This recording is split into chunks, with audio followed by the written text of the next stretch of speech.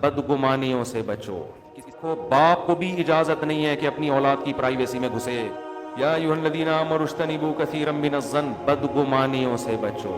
کسی نے کوئی عمل کیا، اس کے دو پہلو نکلتے، ایک برا اور ایک اچھا، تو اچھا پہلو تلاش کرو. آج مجھے کسی نے بتایا کہ میں ایک دفعہ ٹرین میں سفر کر رہا تھا تو بہت سے لوگ مزدور طبقہ بیٹھا ہوا تھا، رمضان تھا. کہہ رہے ہیں افطاری کا جیسے ہی ٹائم آیا ہے نا، سب نے چرس نکال لی اور پاؤڈر بھر رہے ہیں اس میں نا. میں نے کہا بھائی یہ عجیب. کہہ رہے ہیں مجھے بہت، ابھی یہیں بیٹھے ہوئے تھے، قدیر بھائی نے سنا یہ بات. سب نے کیا نکال لی؟ افطاری چرس سے کر رہے ہیں. تو کہہ رہے مجھے اتنا غصہ آیا، میں برتھ پہ جا کے لیٹ گیا کہ ابے ان کو رمضان میں شرم نہیں آتی، چرس سے روزہ افطار کر رہے ہیں، اور کتنے گندے لوگ ہیں، اور رمضان میں بھی چرس پی رہے ہیں اور روزہ رکھ کے چرس سے افطار کر رہے ہیں. تو میں نے کہا کہ دیکھو مثبت سوچو گے تو پتہ کیا سوچو، چرسی ہو کے بھی روزہ نہیں چھوڑا انہوں نے. اصل تو ان چرسیوں کو سلام کرنے کا دل چاہ رہا ہے. منفی سوچو گے ان کو لاتے مارو گے، ٹرین کی کھڑکی سے نکال کے باہر پھینک دو گے کہ یار کیسے بے غیرت ہیں، معاذ اللہ کیسے بے شرم لوگ ہیں، رمضان میں بھی کیا کر رہے ہیں؟ چرس پی رہے ہیں. میں نے کہا مجھے تو ان چرسیوں پہ پیار آ رہا ہے یار. چرسی ہو کے بھی رمضان کی اتنی ویلیو ہے کہ روزہ نہیں، اور صبح صادق سے لے کے اب تک چرس نہیں پیے. تو اب تو بھائی چرس ہی پیئیں گے، یہ اب بھی نہیں پیئیں گے تو مر جائیں گے. تو ان کے صبر کو داد دو کہ آج زندگی میں پہلی دفعہ انہوں نے ایسا کیا ہے کہ صبح 4 بجے سے لے کے شام 7 بجے تک چرس کو ہاتھ نہیں لگائے. تو مثبت بھی تو سوچ سکتا ہے نا انسان. تو اللہ یہی کہہ رہے ہیں کہ بھائی بدگمانی سے، چرس اچھی چیز نہیں ہے. آپ بھی کہیں گے چلو یار ہم بھی چرسی ہو کے روزہ رکھنے میں زیادہ ثواب ملے گا، تو چلو ہم بھی اب یہ کریں گے. وہ تو چرس تو چھوڑنی چاہیے، لیکن بہرحال ہمت کی بات ہے کہ ایک نشے کی عادت ہے مگر رمضان کا روزہ نہیں چھوڑ رہے. تو بدگمانی سے، منفی سوچ سے، ان تمام چیزوں سے ہمیں کیا کرنا ہے؟ بچنا. اس سے انسان کا اپنی کھوپڑی خراب ہوتی ہے، ہر وقت ڈپریشن میں رہتا ہے. حقیقت جو اچھا سوچتے ہیں نا خوش رہتے ہیں. اور اللہ نے کیا فرمایا؟ وَلَا تَجَسَّسُوا، لوگوں کی ٹوہ میں نہ گھسا کرو کون کیا کر رہا ہے، کس کے گھر میں کیا ہو رہا ہے. آپ آج وہاں کیوں بیٹھی ہوئی تھیں، اور جو ہے نا وہ اس بالکنی میں کھڑی ہوئی کیوں جھانک رہی تھی، اس کے موبائل میں یہ ایک دم ریٹرن کر کے گھنٹی بجی ہے تو اس میں چھپا کیوں نہیں آئی یوں کر کے موبائل. یہ بھی ہوتا ہے گھروں میں.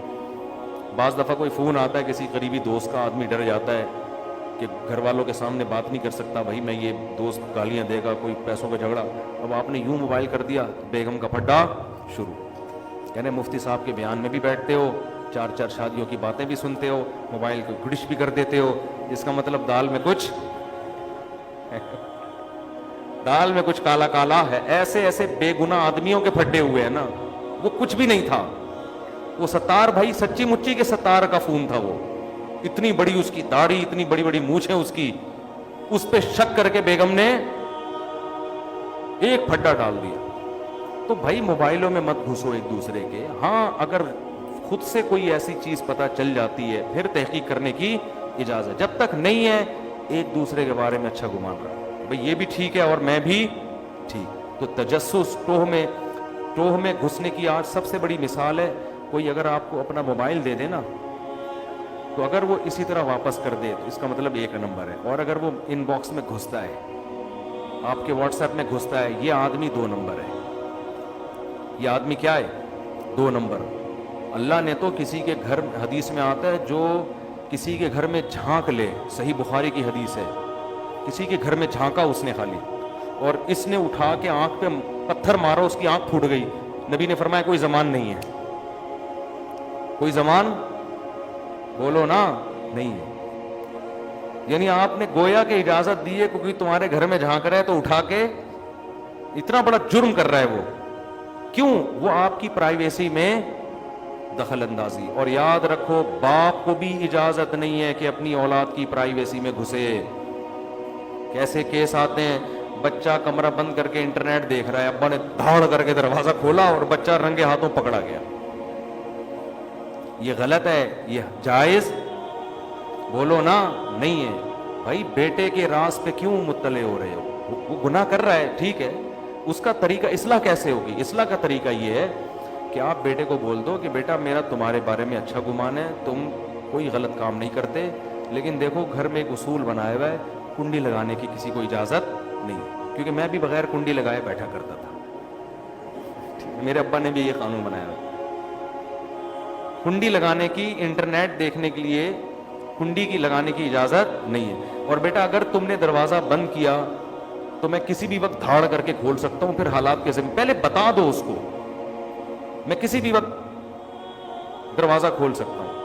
خفیہ کیمرے جب لگاؤ تو بتا دو کہ یہاں کیمرے لگے ہوئے ہیں. یہ بہت بڑی غلطی ہے کہ آپ کسی کے گناہ پر مطلع ہونے کے لیے چپکے سے کیمرے لگا دو اور پھر دیکھو یہ کیا کر رہا ہے.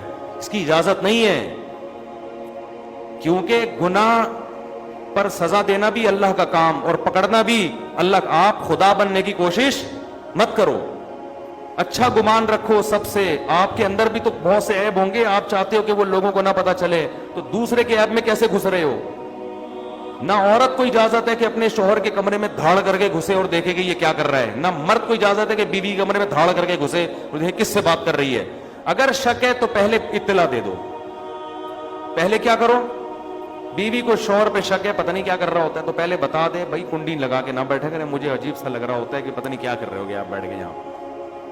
اور اگر اب بھی کنڈی لگائی نا تو حالات کے ذمہ دار آپ ہو, اس کو پہلے بتا دو, اچانک نہ کرو. ہمارے حضرت نے نا طلبہ کو چیک کرنے کے لیے اوپر دیوار میں ایک سوراخ کیا ہوا تھا, وہاں سے طلبہ کو دیکھتے تھے کیا کر رہے ہیں, لیکن پہلے بتا دیا تھا کہ دیکھو میں یہاں سے جھانک رہا ہوتا ہوں, ٹھیک ہے, تم لوگ کو دیکھتا ہوں کیا کر رہے ہو. یہ کتنی اچھی بات ہے, کیونکہ طلبہ کچھ بھی کر رہے ہو, کوئی ایسے بیٹھا ہوا ہو, کوئی ادھر کروٹ لے کے سو رہا ہے, جب انسان یہ سمجھتا ہے کہ میں اکیلا ہوں تو وہ تو کچھ بھی کر سکتا ہے نا. بہت سی چیزیں ایسی ہوتی ہیں جو انسان نہیں چاہتا, بہت سے اسٹائل انسان کے ایسے ہوتے ہیں جو نہیں چاہتا کہ میرا یہ انداز لوگوں کے سامنے جائے.